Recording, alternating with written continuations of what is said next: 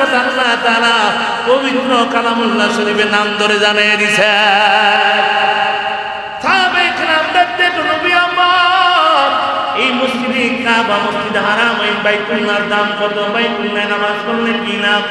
আল্লাহ নবী বলেন, বাইতুল্লাহ যদি আমার কোনো বান্দা বান্দি 1 রাকাত নামাজ পড়ে, আমার আল্লাহ ওই বান্দা বান্দির আমলনামায় 1 লক্ষ রাকাত নামাজের সওয়াব দিয়া দেয়। আর মসজিদে আকসায় যদি কেউ 1 রাকাত নামাজ পড়ে, 25 থেকে 50,000 রাকাতের সওয়াব আল্লাহ তাআলা ওই বান্দার আমলনামায় দিয়া দেয়। এবার আসে যে বান্দার দিল কাবার দিকে থাকবে, কোন দিকে? জোরে কোন? গোটা দুনিয়ার মুসলমানদের কিবলা কোনটা? জোরে কোন? আরো জোরে কোন? আরো জোরে কোন? প্রথমে মুসলমানের কিবলা ছিল বাইতুল মুকাদ্দাস, যেটা ফিলিস্তিনে অবস্থিত মসজিদ আকসা।